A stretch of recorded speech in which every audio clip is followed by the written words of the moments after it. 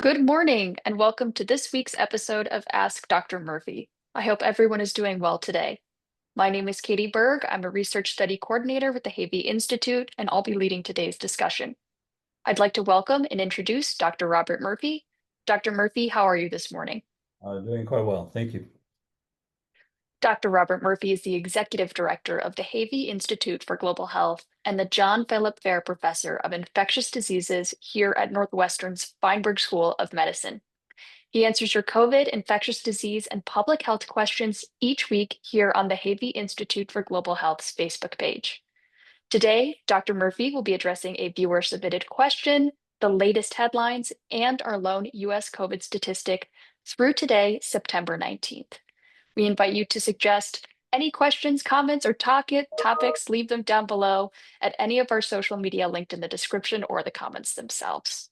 Starting with that abbreviated COVID statistic, average COVID deaths per day were at 35 in the last reported week. In 2024, we saw a peak number of deaths per day in the year, which was 194. Dr. Murphy, your reactions to those numbers? Yeah, so the death rate is inched up a little bit because of this summer bump. But the other thing that's happened is the wastewater surveillance activity has actually increased. It's probably due to people going back to school, to colleges, to the regular neighborhood schools, and the intermingling of people while we were still in the summer epidemic. So that's the story that's going on. So the summer bump has got like two little bumps in it.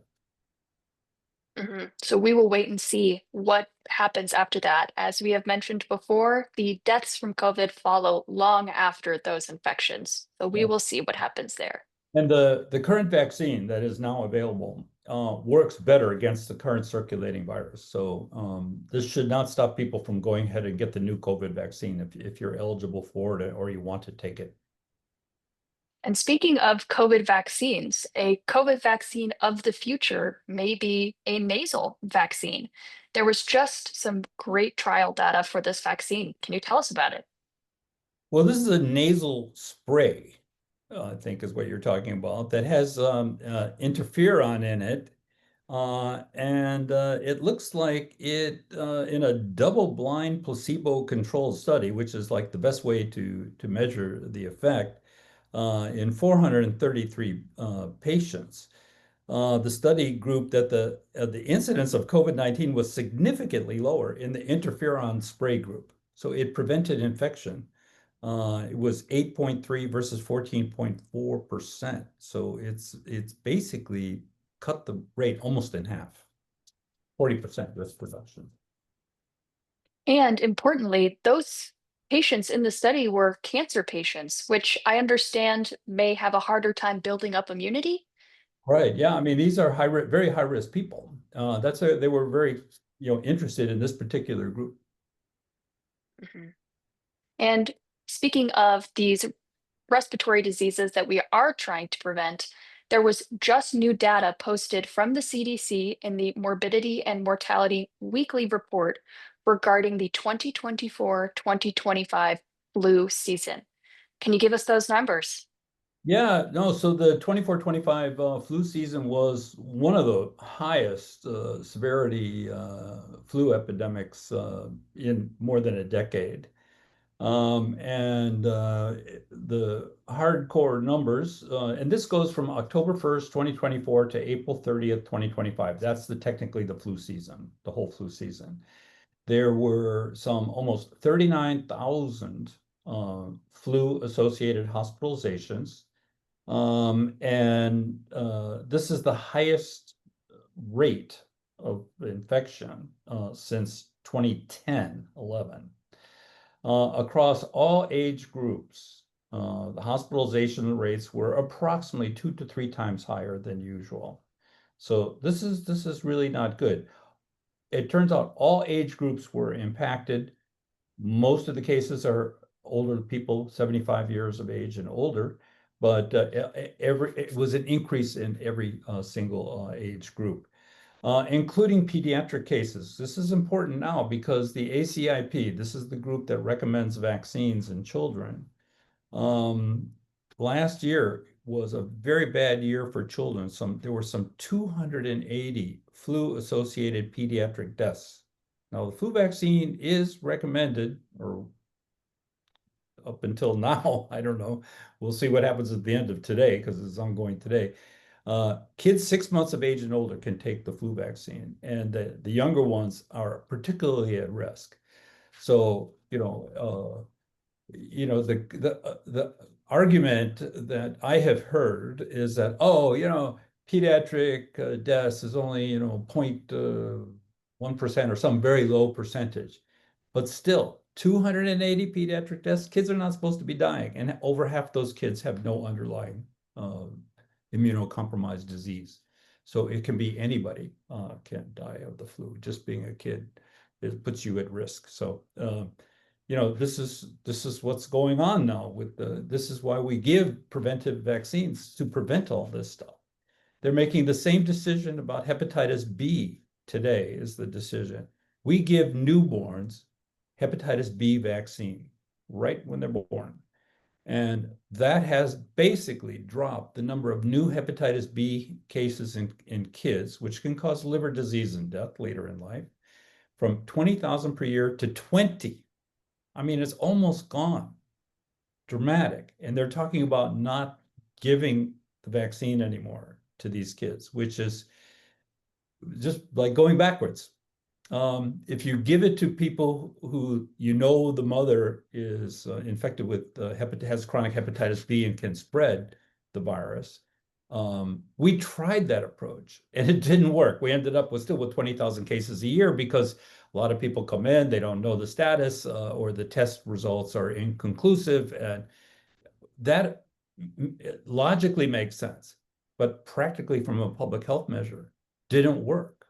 There were still 20,000 cases. So this is all tied in together with these flu recommendations that are going to be finalized later today. And following those recommendations, many states, now including our home state of Illinois, has taken major steps to protect vaccine effectiveness, not effectiveness, but access for their citizens. Can you tell us about the change in Illinois and around the country? Yeah, around the country, states have sometimes banded together. Washington, Oregon, California, and Hawaii have created an alliance. Massachusetts has a thing. Governor Pritzker has started the same thing here in Illinois. And they're basically saying they don't trust what comes out of the ACIP. These people are incompetent. They're dangerous. They're not public health experts. And we're going to follow our own guidelines. Fortunately, a lot of the companies are going along with the states that are saying, continue with the way we've been doing it. That's been working. The system works. It is not a dangerous system. It's dangerous not to give these vaccines. And a very evident case where we've seen the dangers of lowering vaccine rates is the measles outbreak in the US this year, almost 1,500 cases. Can you bring us the latest data? Well, remember in 2000, there were 0 measles cases in the United States. That's when we had a high vaccine uptake. So of these 1,500 or so cases, which is 37 more than last week, 92% are unvaccinated or have unknown vaccine status. 181 or 12% have been hospitalized, sick enough to go in the hospital. All right, this is serious. 3 have died, 2 children and 1 adult. None of them vaccinated. There have been 38 separate outbreaks. It's highly contagious. And this is compared in the year before to 16 outbreaks. So this is the worst year of measles outbreaks since many, many years ago. Just this week, the 11th Illinois case was linked to an unvaccinated 4-year-old who traveled internationally and may have exposed others at the airport. The case is the second in Cook County, and there's a total now of 67 cases in 2024 anyway. Yeah. So big news there. If you were traveling through O'Hare Terminal 5, be aware that there is a potential exposure event. But we did have a measles question from a longtime viewer, so thank you.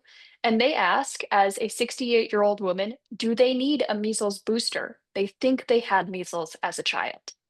Measles was so contagious back in the before the 1960s that it's assumed that everybody born during that time or who was alive during that time had measles. It was everybody got it. All right. So this person falls into that category, so they most likely have had it. Now, if there is just some concern, just want to be 100% sure, there's a very simple blood test that your doctor can do to check and see your measles antibody titer in your blood. And if it's super low or not existent, then you can take the vaccine, but it's not even recommended that you have to bother to do that in this particular case. Mhm. So thank you for that. And thank you always. If you have questions, please feel free to leave them down in the comments. Switching gears, this time to Maine.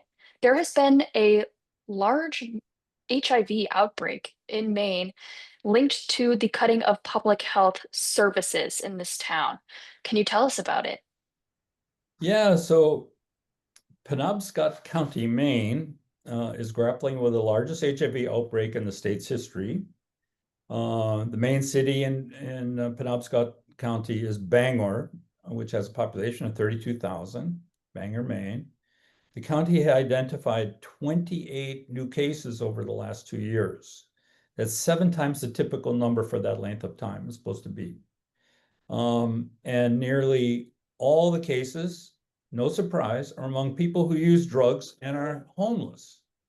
And this is most likely due to the uh, executive orders that have come down from the government that defunded programs that engage in harm reduction. That's a public health term that includes syringe exchanges in intravenous drug users where they can easily get clean needles and not have to share them with another person. Remember the same thing happened in Indiana, over 10 years ago. But if you take away those services, this is what's going to happen. It's very unfortunate because Maine actually has a very good Department of Health.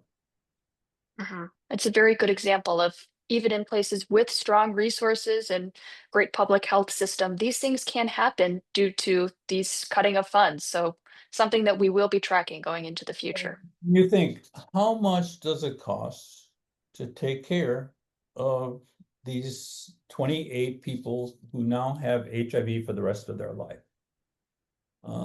Just these 28, the cost just for taking those 28 would easily pay for the prevention services here. Amazing. Absolutely. Now, our final story for today is looking globally. We have not spoken about mpox, formerly known as monkeypox, for a while now, but there was a larger outbreak happening last year. Can you bring us up to speed? Yeah, but mpox activity was declining in some of the high burden countries like Congo. But trends are actually in the upswing in other countries like Kenya, Liberia, Ghana, and Nigeria. This was reported by the African CDC. And so it doesn't just go away, and we have to stay on top of these things and promote vaccines in these new areas. Liberia, in particular, is seeing a significant and sustained activity, especially around the capital, Monrovia, which accounted for 66% of the confirmed cases. Kenya's outbreak is still expanding with no sign of a plateau. And in the biggest cities there, Mombasa and Nairobi. And 11 countries have rolled out their mpox vaccination program, and hopefully that's going to help tamper everything down. Absolutely. On that note, I'd like to thank you, Dr. Murphy, for your time and expertise, answering our viewer submitted question and breaking down all the latest data for us. Thank you very much. Well, thank you and have a great weekend. Thank you. And thank you all for joining us for this week's episode of Ask Dr. Murphy. We hope you enjoyed. Please leave any questions and comments below, and we will see you next week. Have a great weekend.